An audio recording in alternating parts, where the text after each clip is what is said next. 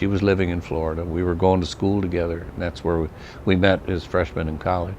We had classes together, and I just thought she was one of the prettiest things I ever saw. So I wangled an introduction and got a date, and boy, that was it.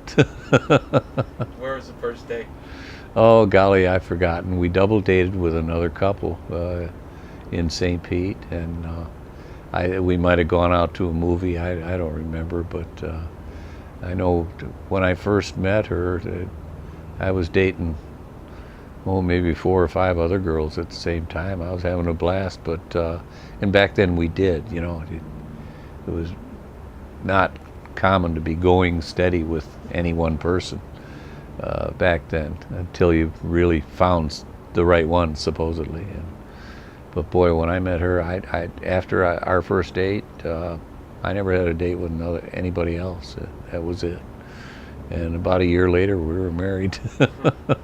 We were both 18, and well, she was almost 19. I was 18. So, she was smart, and of course very pretty. But she was very, very bright, and I was just very impressed with her. She's a good head and a good person. She made much better grades than I did in school. So she was Phi Beta Kappa every year, you know, but I never made it. I don't know. She used to say, well, she used to say a lot of things, but no, she would. She said she liked my sense of humor.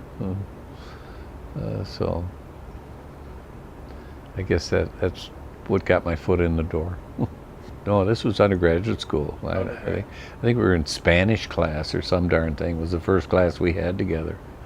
So we were freshmen. We met and dated and early in our freshman year, and then the summer between our freshman and sophomore year, we were married. So it went fast. Had it to do again, by golly, I wouldn't, you know.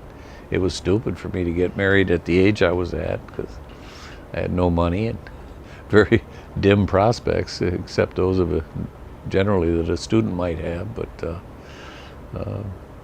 we made it. Had 40 great years together. So I can't recall there was a time when I actually sat down and proposed. You know, we talked about getting married from time to time, and I remember when we first started mentioning the subject or talking about it, you know, we thought it was probably out of the question because we had no money. We were both in school, struggling to, you know, learn something about life, enough to make a living somewhere and somehow. We didn't think it was going to be possible for us to be married right away, so we didn't talk with any definitive plans. You know, at some point in time, that attitude switched to the point where it was inevitable that we were going to be married. But again, I don't remember one significant day where I sat down and said, you know, I may have said, I want to marry you. Excuse me. I may have said, I want to marry you at some time, but I don't remember asking the question directly, will you marry me? You know, but anyway, you know, it was certainly obvious and known by both of us that the other, or by each of us, that the other wanted to be married. So then it got to the point where it was just a foregone conclusion. But we knew we were going to have to wait till we were out of school, and that seemed impossible. And as it turned out, we didn't wait. You know, in the summer between our freshman and sophomore years in college, we ran off and eloped and got married in Georgia, where you didn't have to have the 3-day waiting period. You could walk in and immediately get married, which we did. What was the wedding like? Oh, the wedding was. We were in a little town in Georgia. It wasn't Waycross. It was near there, near Waycross. And there were some towns in South Georgia that were known in Florida to be marriage mills. You know, like you could go to those towns and they'd walk you right through it. Well, the little town we ended up in wasn't quite that automatic, and so we finally, I stopped at the city hall and walked in there, and I said, "Is there anybody that's empowered to marry us?" And they said, "Well, this one woman says, yeah, I'm the ordinary of the county." And I had no idea what that meant. I finally found out it was kind of like the clerk of the court. But she could marry people, even though she never had married anybody. So I had to talk her into doing that, because she was kind of reluctant. She'd never done it. She didn't want to do it. But anyway, she agreed to, and we got the license, and we ran across the street, found a doctor that would give us a blood test and certify that we were healthy enough and didn't have syphilis or whatever it was they were looking for. And we ran back with that, and so we were going to have the ceremony, and it was just the two of us, nobody else there that we knew. So the woman who was the ordinary of the county, she got a book, and she could read from that. And I think she had an old prayer book that had the wedding service in it that she could read, and a couple of the ladies that worked in the office with her agreed to stand up and be the witnesses. So that's all the law required. So we had the civil ceremony, and I think the lady that was conducting the wedding was more nervous than I was, but we got through it, and back in the car and on our way. So. And we stayed secretly married for quite a few months after that, and then finally divulged it, and because we couldn't stand it anymore, living apart. She was living with her folks, and I was living with mine, and that was getting old, because we were married. But and when we told our priest at church, we told our priest that we had been married in, in secret for that while, and he says, "Well, you're not married in the eyes of the Lord, so you have to be married in the church. That there's just no other way to it." So we had to have a ceremony in the church, which we did, only attended by our parents, her parents and my parents, and I stood up there with my knees knocking. I was nervous that time, but we got through that also. And then maybe a year or so later, our first child was born. Yeah, I think they were more mystified than angry that we snuck off and got married, because I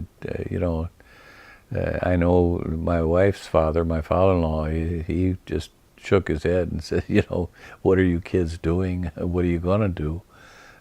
My dad just said that, "I guess there's no stopping you."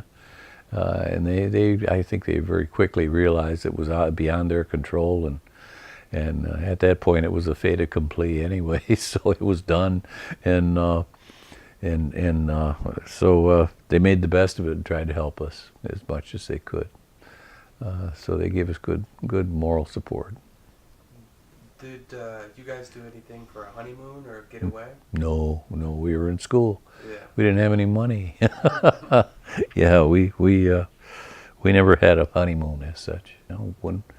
When I was first married, and we started out, we had almost nothing to start with, and we gathered a few donations from parents, and roadside pickups and whatever we could to furnish the house. We didn't buy new. We didn't have the money for it.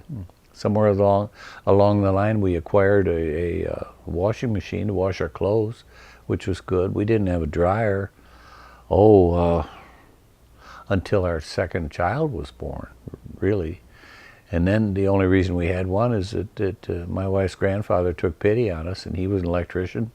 He could buy them cheap, so he bought us a dryer and just showed up at the door one day with it in his truck, and he installed it and wired it and got it running and everything, gave us a dryer. It was wonderful, because we couldn't have bought one on our own at that time.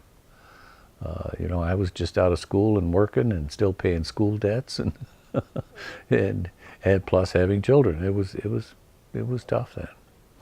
So we didn't have everything when we started out.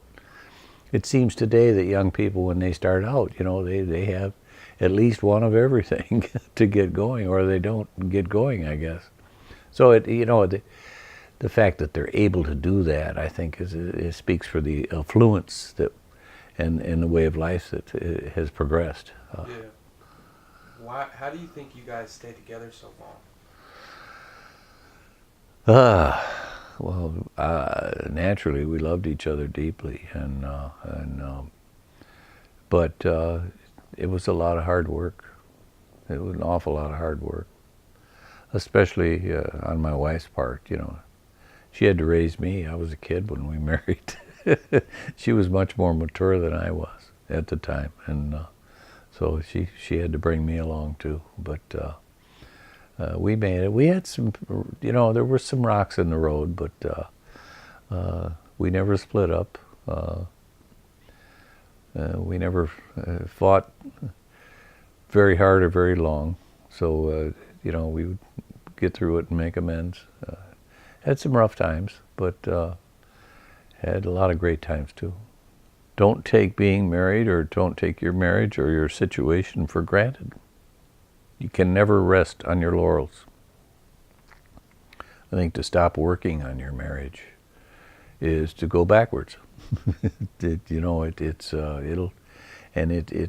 not there automatically. You've got to work at it, and it starts out with good respect for your partner, which I had. That came. She commanded that respect by just being who she was, and so that part wasn't hard for me. But just don't ever lose it. And for the guys, just remember, if she ain't happy, you ain't happy. So